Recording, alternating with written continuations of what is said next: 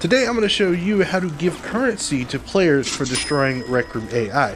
Now before we start, there are two different things that your room needs. Number one, you have to allow beta content in your room, and number two, you have to already have made a currency in your room. I've got links in the description if you need help with that, but now that you've got all that set up, we're ready to begin. Now just as a side note, there is a bit of a delay with currency, so if you're killing enemies left and right, it's going to take just a little bit for the currency to actually be added. It's not a huge delay, but it is significant enough for you to notice. First, you want to get an event receiver and configure it to AI died. Then get an add currency chip. Go ahead and change the amount to however much you want to give players once they kill the enemy, and configure the add currency chip to go ahead and add your currency that you've made. Here we just have a test currency.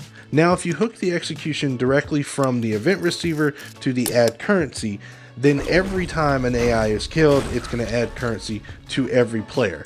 And for our purposes, we don't want that. We only want to add currency to the person who actually killed the enemy. So for that, we're going to need an if chip, and we're going to hook it up in between the event receiver and the add currency, making sure to put the add currency on the then output of the if chip. So now it's only going to add the currency if the bool variable on the if chip is true. And we want this bool variable to be true only when the attacking player is the same as the local player. So for that, we are going to get an equals chip and a get local player chip. Hook the bool variable up to the if chip and hook the attacking player up to the A input of the equals chip. Now, if we try to hook up the local player to the equals chip, we'll get an error that says there are two different types of ports.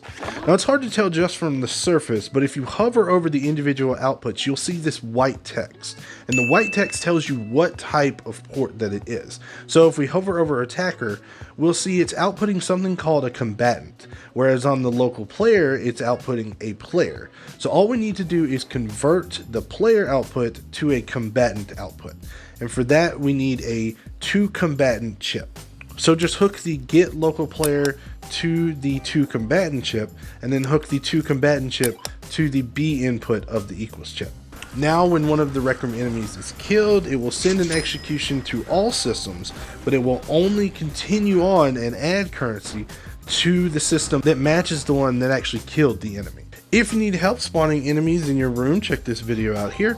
And if this video helped you, look me up on Rec Room. It's the same name as the channel, and hit that little support button icon. It really does help. RCO Man out.